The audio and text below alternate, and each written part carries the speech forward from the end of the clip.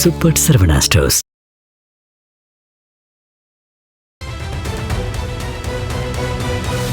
திமுக கூட்டணி கிட்டத்தட்ட ஃபைனலைஸ் ஆயிடுச்சு. ஆனால் வந்து மதிமுகவில் பார்த்தீங்கன்னா போன வாட்டி 6 தொகுதி, இந்த வாட்டி 4 தொகுதி தான். 4ல் வந்து 3 உதயசூரியன், ஒன்னே தான் வந்து நினைக்கிறேன். மதிமுக வந்து வீழ்ச்சி அடைஞ்சிச்சு, மதிமுக தேர்தலோட காலி அப்படிங்கிற மாதிரி விமர்சனம் வந்துட்டு இருக்கு.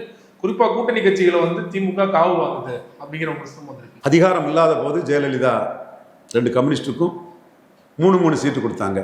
அதிகாரத்தில் வந்த பிறகு ஒரு சீட்டுன்னாங்க. அவங்க தனிச்சின்னு 6.5% போயிட்டாங்க. அதே மாதிரி அதிகாரம் இருந்தபோது வைகோவுக்கு வந்து சீட்டு அள்ளி கொடுத்தாங்க. அதிகாரத்தில் வந்ததும் கலத்தி விட்டுட்டாங்க. ஸோ அதிகாரம் இருக்கும்போது அதிகாரத்தில் உள்ள கட்சி தன்னை வளர்க்குறது இயல்பு தான். ஜெயலலிதா அளவுக்கு ஹெவியாக போகலை, ஒரு லிமிட்டாக போகிறாங்க. மதிமுக கடந்த காலத்தின் பாடத்திலிருந்து இதை இப்படியே கொண்டு போகிறதான் பெட்டருங்கிற லெவலில் பார்க்குறாங்க.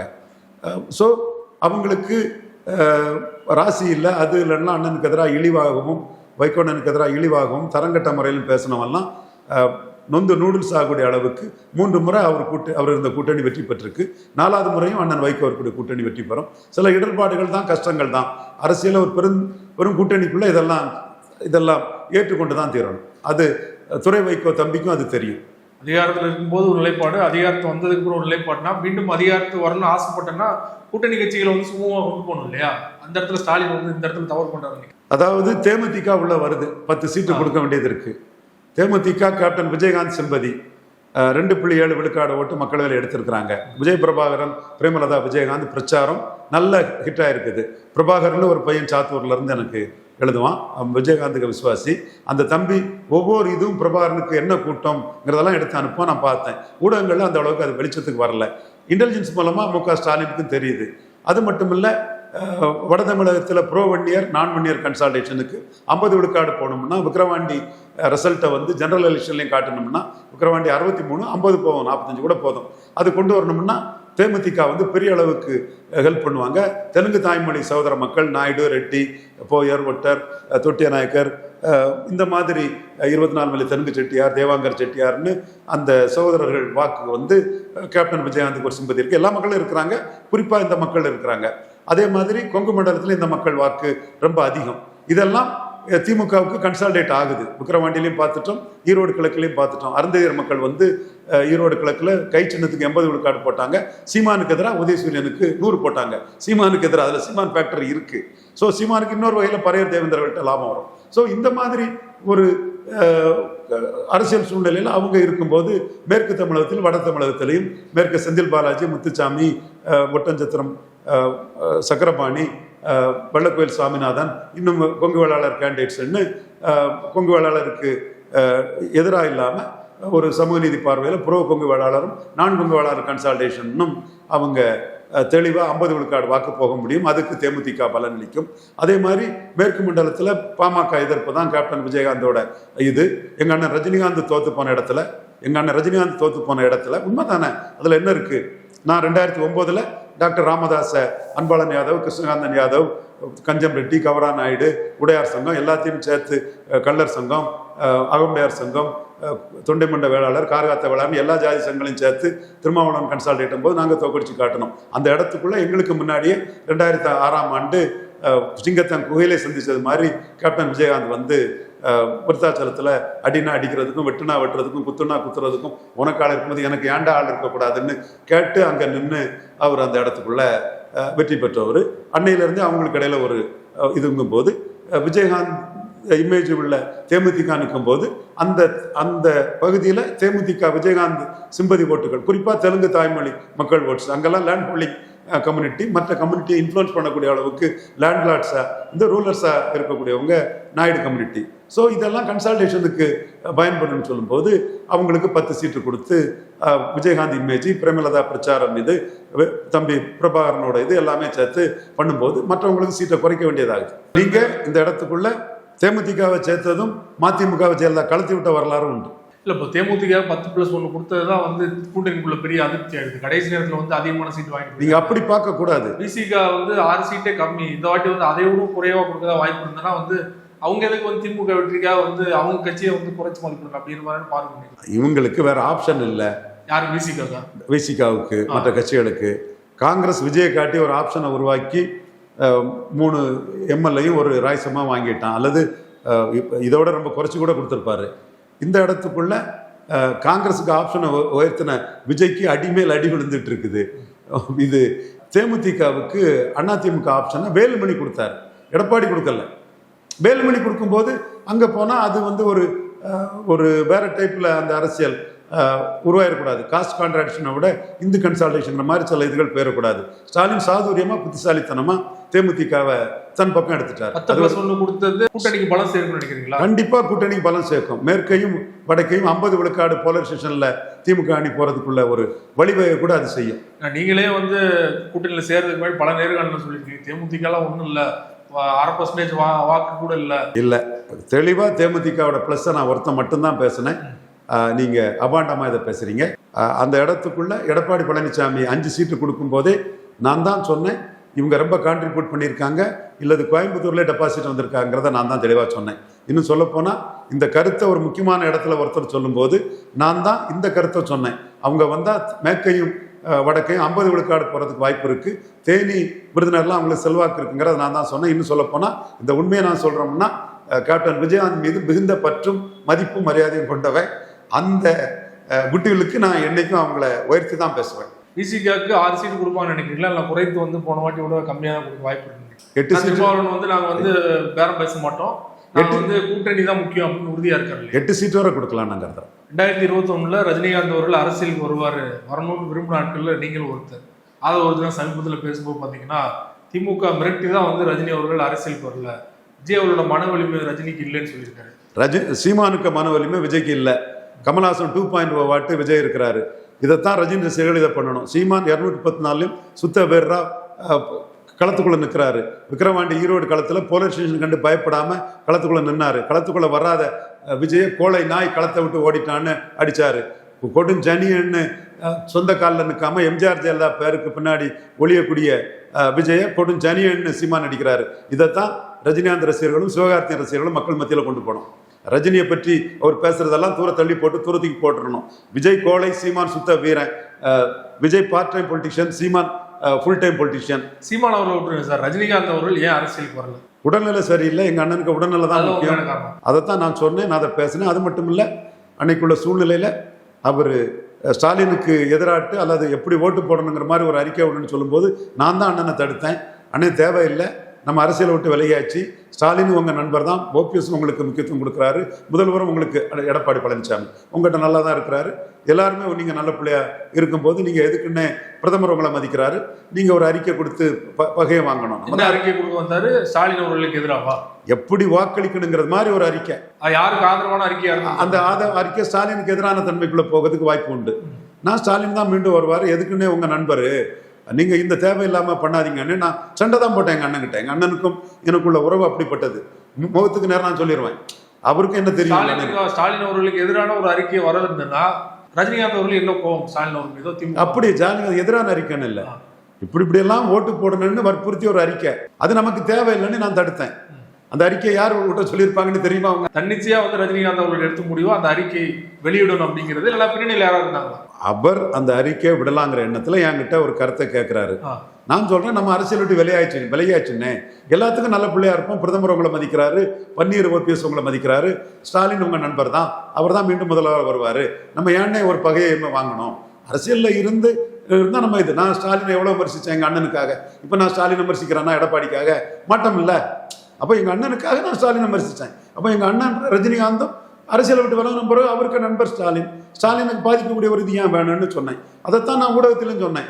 அவர் நண்பர் மு.க. ஸ்டாலின் அவர் அறிக்கை எதுவும் விட மாட்டார், ஒதுங்கிட்டாரு முழுமையான தான் சொன்னேன். எடுத்து பாருங்க, இன்னைக்கு அதன் விளைவாட்டு பிரதமர் மதிக்கிறாரு அண்ணன் ரஜினிகாந்தை, ஸ்டாலின் மதிக்கிறாரு ரஜினிகாந்தை. இத்தகைய மதிப்பு இந்தியாவில் இன்னொரு நடிகருக்கு கிடைச்சிருக்கா? இல்ல. நினைச்சு பார்க்க முடியுமா? விஜய் போன்றவங்களெல்லாம் சரி அரசியலுக்கு வந்த நீ சீமான் உள்ள போல்னஸ் இல்லாம கமல்ஹாசன் 2.0 வாட்டு சீமான் ஒன்ன தட்டி தூக்கி துரத்திக்கு போட்டு போறோங்கிற நிலைமையில தானே தனிச்சு போட்டுக்கிறியா, கூட்டணி போறியான்னு தெரியாம குழப்பவாதியா தானே இருக்கிறீங்க. சீமான் தெளிவா நிற்கிறாரு 214. இதுல தானே சீமான் தினகரனையும் கமல்ஹாசனையும் தாண்டினாரு. அதே மாதிரி தினகரன் 2.0, கமலஹாசன் 2.0 தானே விஜய் இன்னைக்கு நிற்கிறாரு. என்ன ஸ்டாண்டு சொல்லுங்க? தேவையில்லாம ரஜினி வச்சுன்றதுல என்ன வந்துட போகுது? பப்ளிசிட்டி ஸ்டண்ட் பண்றது தானே, வேற என்ன இருக்கு அதுல? விஜய் விரும்புறாரு, இன்னொன்னு கண்டிப்பா விரும்புறாரு. ஜனநாயகத்தை அடிச்சது ரவீந்திரன் துரைசாமின்னு சொல்லும் போது கடவுள் சத்தியமா சொல்றேன், எங்க அண்ணன்கிட்ட ரஜினிகாந்த் இது தொடர்பா எதையும் நான் பேசல. அவர் மனசுல என்ன நினைக்கிறாருன்னா, சீமான் அண்ணனையும் ரஜினிகாந்தையும் நம்ம சந்திக்க வச்சோம்ல, அதனால அவர் என்ன அண்ணன் ரஜினிகாந்தையும் தம்பி சீமானையும் சந்திக்க வச்சோம்ல, அவரு நம்ம இந்த ஜனநாயகத்தை அடிச்சதுல ரஜினிக்கு பங்கு இருக்குங்கிற மாதிரி தேவையில்லாத சந்தேகத்தைப்படுறாரு. ஜனநாயகத்தை அடிச்சதுல கண்டிப்பா ஒரு படத்தை கெடுக்க நானே விரும்பல. நீ ராகுலுக்கு ஆதரவா மோடிக்கு எதிராக இருக்கும்போது அடி கொடுக்கணும்னு சொல்லும் போது இடையில ஜனநாயகம் கிடைச்சிட்டு, ஜனநாயகங்கிறது பூஜா ஹெக்டேல இருந்து அனிருத்துல இருந்து எத்தனை பேரோட திறமை இதெல்லாம் உள்ள ஒரு கலைப்படைப்பு, கமர்ஷியல் கலைப்படைப்பு. அதுல எத்தனையோ கலைஞர்கள் இருக்கு. அதை ஒழிக்கணும் கெடுக்கணுங்கிற எண்ணமோ அந்த அத்தகைய ஒரு ஜாதியில பிறந்தவனும் கிடையாது ரவீந்திரன் துரைசாமி. ஆனா நீ மோடிக்கு எதிராக வரும்போது இடையில கிடைச்சது, இடையில மாட்டுனது ஜனநாயகம். அதனால ஜனநாயகம் அடி வாங்குது. அதைத்தான் சொன்னேன், நான் ஜனநாயகத்தை அடிக்கணுங்கிற எண்ணம் எங்களுக்கு கிடையாதுன்னு சொன்னா, கெடுவான் கேடு நினைப்பான்னு ஒரு தேசபக்தன், ஒரு நேர்மையான அதிகாரி தாசையாவுக்கு மகனுக்கு எதிராக கண்டவனுக்கெல்லாம் காசு கொடுத்து எழுதினிய படம் ரிலீஸ் பண்ணக்கூடாது, கெடுவான் கேடு நினைப்பான்னு உன் படம் போயிட்டேங்கிறத நான் சொல்றேன் அந்த இடத்துக்குள்ள. நீங்க ரஜினிகாந்த் அவர்கள் உடல்நிலை காரணம் காட்டி தான் வரல நீங்க உறுதியா சொல்றீங்க. ஒருவேளை ரஜினிகாந்த் அவர்கள் அரசியல் வந்திருந்தாருன்னா அவர் ஜெயிக்கிறாரு இல்லையோ, ஆனா ரிசல்ட் வந்து கண்டிப்பா மாறி இருக்கும், மாறக்கூட வாய்ப்பு இருக்கு இல்லையா? அது கற்பனை. அதன் அடிப்படையில தான் அவர் சொல்றாரு திமுக ஆதரவா வந்து ரஜினிகாந்த் செயல்பட்டாரு கட்சி ஆரம்பிக்காம அப்படின்னு. நான் சொன்னேன், நீங்க விலகின பிறகு யார் பகையும் வேண்டாம், நீங்க அறிக்கை வேண்டாம்னு சொன்னேன். எங்க அண்ணன் என் கருத்தை கேட்டுக்கிட்டாப்புல, கேட்பாருங்கிறத நான் சொன்னேன். விலகினதுக்கு அப்புறம் நடந்தது சொல்றீங்க, விலகின பிறகு ஒரு அறிக்கை நடந்த விஷயத்த சொல்ல மாட்டீங்களே. உடல்நிலை சரியில்லாம பண்ணாரு. அண்ணனுக்கு உடல்நிலை தான் முக்கியம், அண்ணனை வச்சு ஆளாகிறதெல்லாம் எனக்கு முக்கியம் இல்லைன்னு அண்ணன்கிட்டையும் சொன்னேன், ஓப்பனாட்டும் சொன்னேன். தேர்தல் தேதியை அனௌன்ஸ் பண்ணிட்டாங்க. ஏப்ரல் 23 தேர்தல். தாவேகாவுடன் இந்திய அலையன்ஸ் பேச்சுவார்த்தை பண்றாங்க. சிபிஐ விசாரணையின் போது பேச்சுவார்த்தை நடத்தப்பட்டது அப்படிங்கிற மாதிரி தகவல். எடப்பாடி பழனிசாமி வெளிப்படையா சொல்லிட்டாரு, அந்த மாதிரியான பேச்சுவார்த்தை எங்க தரப்பு வந்து நடத்தல. தாவேகா தரப்புல இருந்து செங்கோட்டையன் சொல்லிட்டாரு, அதுக்கப்புறம் நிர்மல்குமார் சொல்லிட்டாரு. விஜய் அவர்கள் தான் முதல்வர், விஜய் அவர்கள் முதல்வர் யார் ஏற்று வராங்களோ அவங்க தான் வந்து கூட்டணி அப்படின்னு சொல்லிட்டாரு இல்லையா? உண்மையிலே கூட்டணி பேச்சுவார்த்தை நடக்குதா இல்லையா, என்ன நடக்குது? விஜய் அவர்களை யார் முதல்வராக ஏற்றுக்கணும்னா 31 வரை வெயிட் பண்ணி பார்க்கணும். 26 யாரும் ஏற்றுக்கிற மாதிரி எனக்கு தெரியல. 26ஆம் ஆண்டு தேர்தலில் ஃபர்ஸ்ட்ல நீங்கள் சீமான ஒரு 3 தடவை போய் பார்த்தீங்க, லாங் டிரைவ் எல்லாம் போனீங்க, எல்லாம் நடந்தது, செய்திகள் எல்லாம் வெளியிட்டாங்க. ரவீந்திர ஆர்டி கூடயும் சேர்ந்து பேசணும்லாம் இது இருந்தது. திடீர்னு அதில் டிக் அடித்த விஜய் துணை முதல்வர் சீமானி ஏதாவது டிக் அடித்தார், பெரிய பருப்பு மாதிரி ஒரு நியூஸை குமுதர் போட்டரில் அப்படியே போட்டு, ஜானாரிக்ஸாம் பெரிய பருப்பு மாதிரி குமுதர் போட்டரில் நியூஸ் போட்டு விட்டாப்புல. ஒரு வாரத்தில் சீமான், தம்பி நீ பலம் நிரூபிக்காதவன், ஏட்டு சுரக்கா, நீ வேணா என் தலைமையை ஏற்றுக்கன்னு க்ளோஸ் பண்ணிட்டாப்புல. ஸோ சீமான் விஜய் அந்த இது க்ளோஸ், மேட்டர் ஓவர். 8.2 விழுக்காடு எடுத்த ஏன் தலைமையை பலம் நிரூபிக்காத நீ ஏற்றுக்கன்னு சொல்லிட்டாப்புல. ஆதவர்ஜனா கிட்ட தொல்துருமா என் கட்சிக்காரன் என்ன சிஎம்மா சொன்னான்னு விஜய் தன்னை சிஎம்மா சொல்லணுங்கிற அந்த எதிர்பார்ப்புக்குள்ள திருமாவளவன் இருந்துட்டாரு.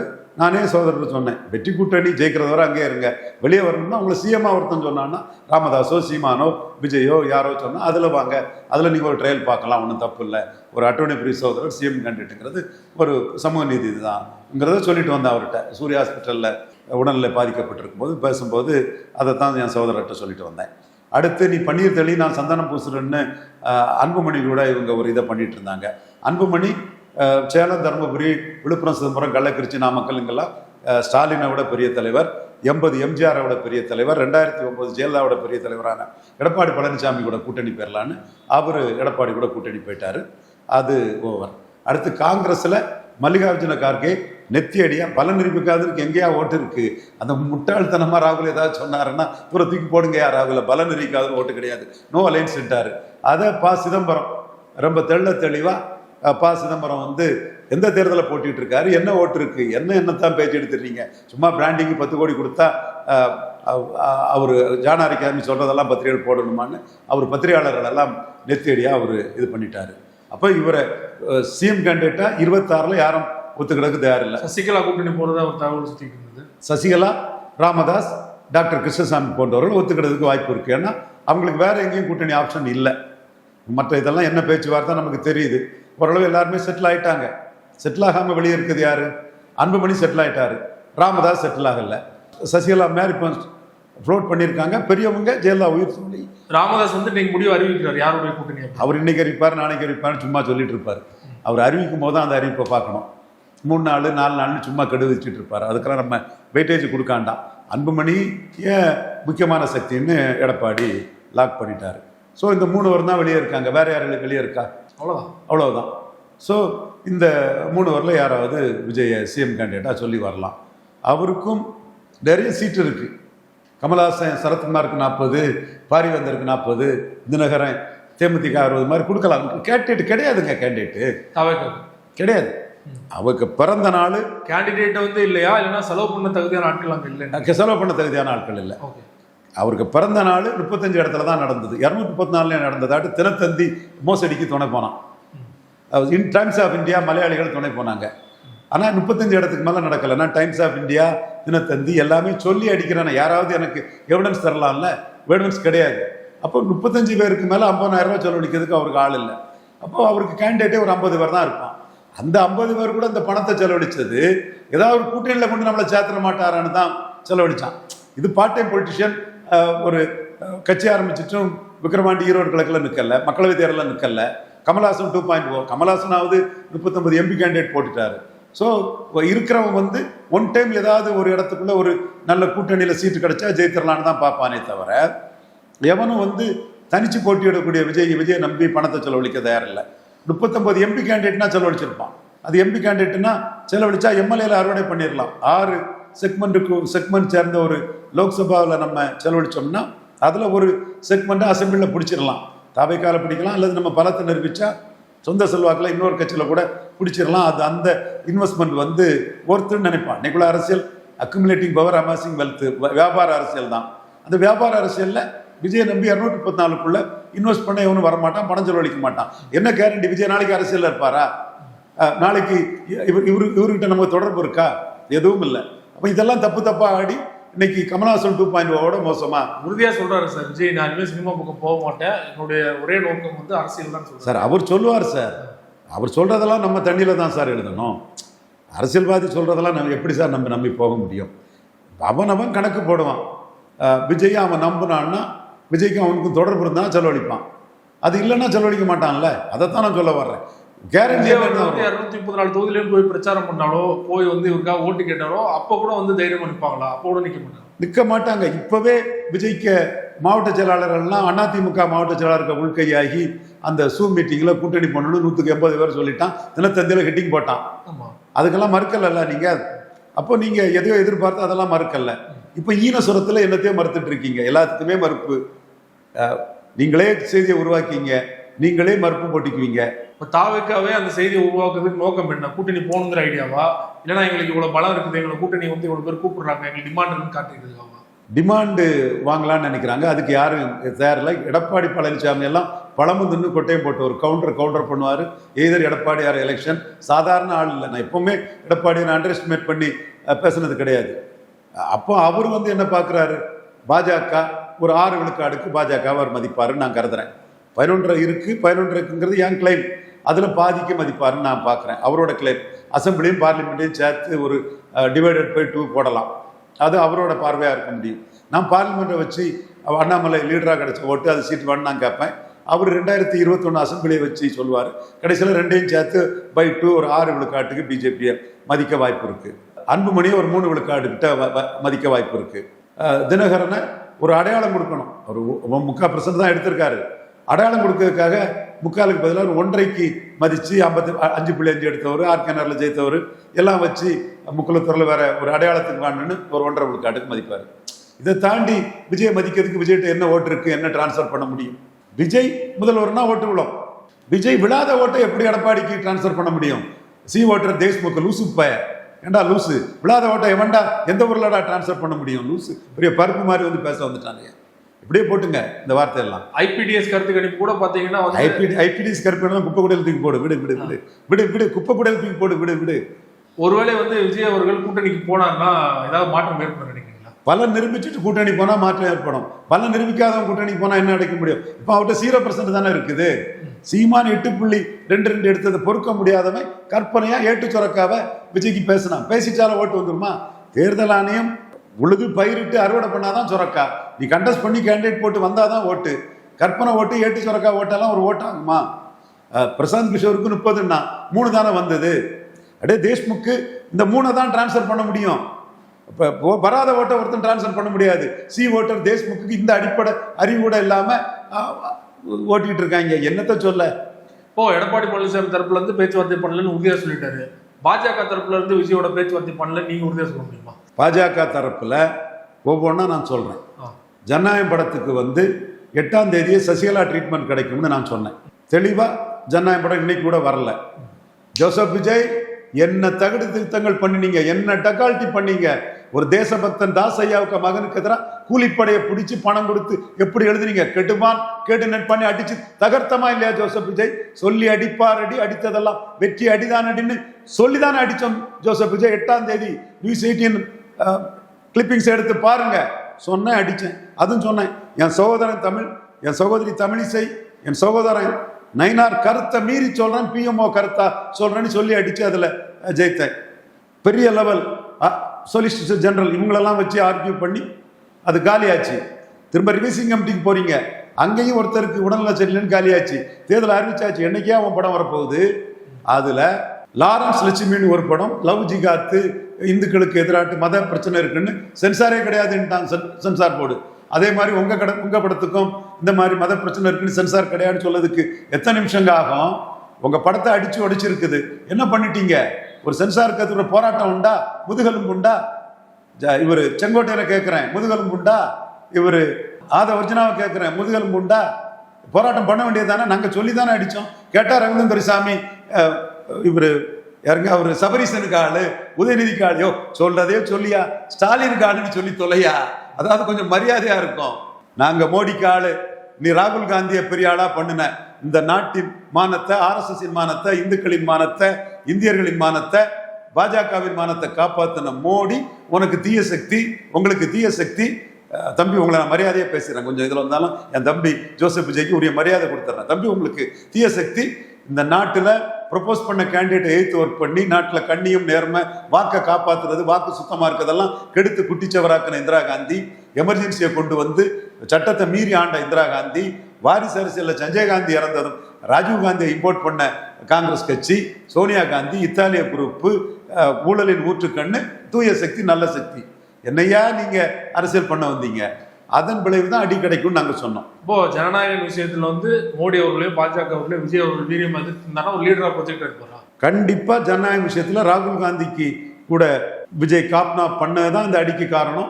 நாங்க தான் அவர் தனக்கு நடந்த அணியை எதிர்த்து விஜய் குரல் கொடுத்திருந்தாருன்னா ஒரு லீடரா ப்ரொஜெக்ட் எடுப்பாரா கேட்கிறேன். கண்டிப்பா ஆயிருப்பாரு. சசிகலா அம்மையார் சிறையை சுற்றி வெளிவந்ததும் மோடி எய்த்துனா லீடர் நானே சொல்லியிருக்கேன். லேடி முக்குலத்தோர் கம்யூனிட்டி சேர்ந்தவங்க, ஜெயலலிதாவின் உயிர் தோழி, அவங்க பைப்ரண்டா ஒரு லேடி களத்துடன் ஃபைட் பண்ணா 21 லீடர் ஆயிருப்பாங்க நான் சொல்லியிருக்கேன். எல்லாம் எடுத்து பாருங்க.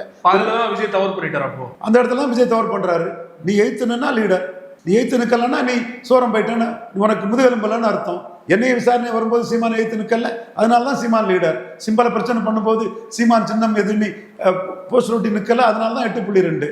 நீங்க சொதம்பி போய் நிக்கிறீங்க, கன்ஃபியூஸ்ட் ஆகி நிக்கிறீங்க, அடியை வாங்கிக்கிட்டு கதறக்கூட முடியாம மறைச்சிட்டு இருக்கிறீங்க. கன்ஃபியூஸ் ஆயிருக்காருன்னா என்ன, ஒருவேளை ஃபியூச்சர்ல கூட்டணி போலாம் அப்படிங்கிறதுக்கு அமைதியா இருந்தாரா, உண்மையிலே பயத்தின் காரணம்? அதாவது எதிர்த்தா இன்னும் அடி பலமா விழும். அப்போ தம்பி ஜோசப் விஜய் அன்பால சொல்றேன், பாசத்தால சொல்றேன், தன் வினையும் துணை வலியும், தன் வலியும் துணை வலியும் மாற்றான் வலியும் தூக்கி செயல். உங்களுக்கு வலிமை எவ்வளவு? உங்களுக்கு துணைக்கு வரக்கூடியவனுக்கு வலிமை எது, மாற்றானுக்கு வலிமை எதுன்னு பார்க்கணும். மாற்றான் சர்வ வல்லமை படைச்சவன். தமிழ்நாட்டில் இழக்கிறதுக்கு ஒண்ணும் இல்லை.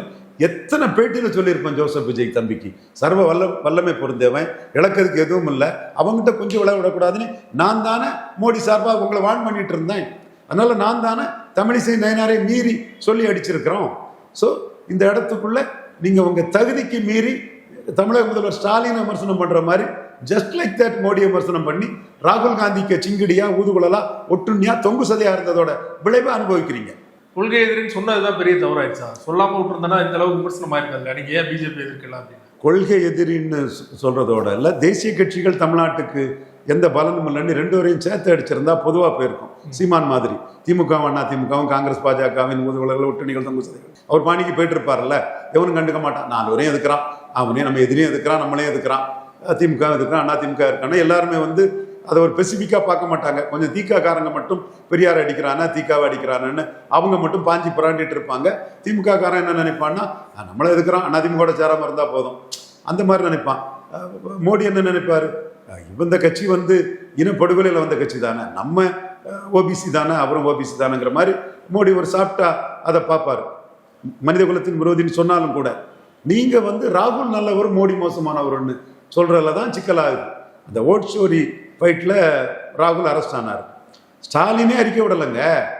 நீங்க எக்ஸ்தலத்தில் போட்டதும் ஸ்டாலின் உடனே 2 மணி நேரத்தில் போட வேண்டியதாயிடுச்சு. ஸ்டாலின் போட்டதும் ஹேமந்த் சோரன் போடணும், சரத்பவார் போடணும், உத்தவ் தாக்கரே போடணும். எல்லார் மத்தியிலுமே இந்தியாவில் ராகுலுக்கு ஒரு வெயிட்டேஜ் ஆயிடுச்சு. அப்போ நாங்கள் அந்த டைமை எடுத்து மோடிக்கு கொடுப்போமா இல்லையா?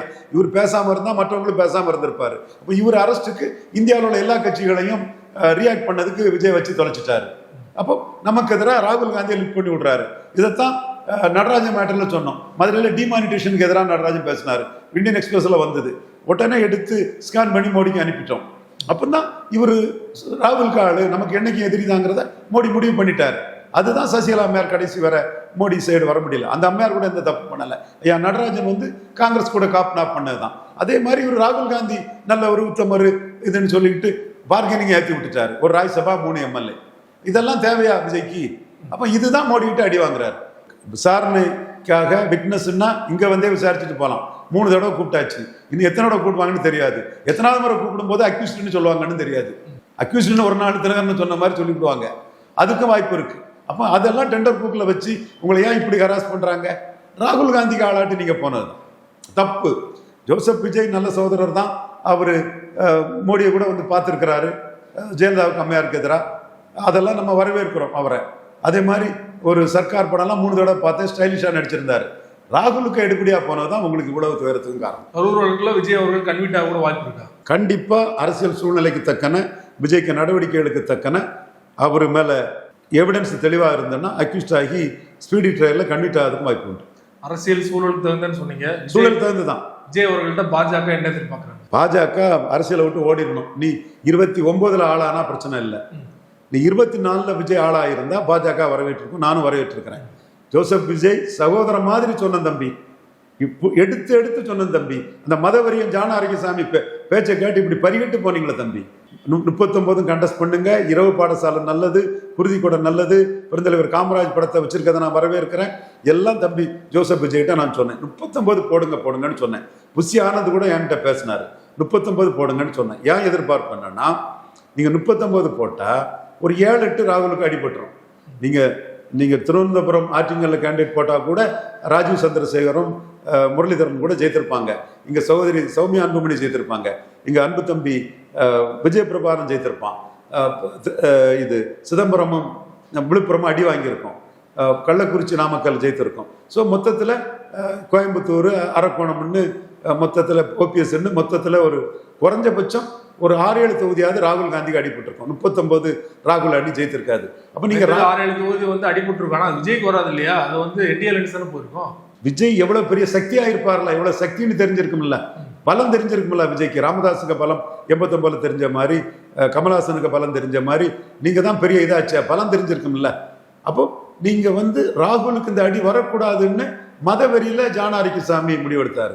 ஜான ஆரோக்கியசாமிக்கு மதவெறி முடிவு, பைபிளை தூக்கிட்டு போகக்கூடிய அந்த முடிவுக்கு ஜோசப் விஜய் ஒரு கலைஞன் அந்த மதவெறிக்கு ஆள்பட்டிருக்க கூடாது. அதுதான் நாங்க வர்றோம். அதுதான் தவறுன்னு நாங்க வர்றோம். நீங்க நின்று இருப்பீங்கன்னா மோடிக்கு லாபம் வந்திருக்கும். நானே சகதேவ மாதிரி கேட்டுக்கிட்டேன்.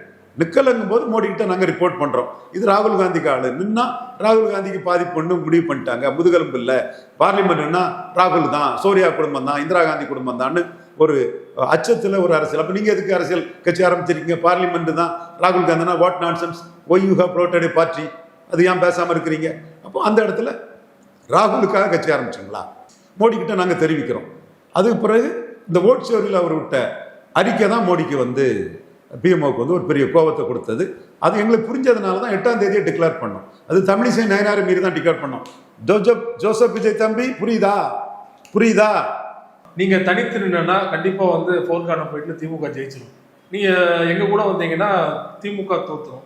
ஸோ வந்து திமுக ஜெயிக்கிறது விரும்புங்களா தோக்குறது விரும்புங்களான்னு கேட்டதா ஒரு தகவல். என்ன பொறுத்தவரை அரசியலை விட்டு ஓடிரு, நீ 26ல் வாக்கு எடுத்துக்கிட்டு 29ல் ராகுல் காந்திக்கு ஆதரவா போவ.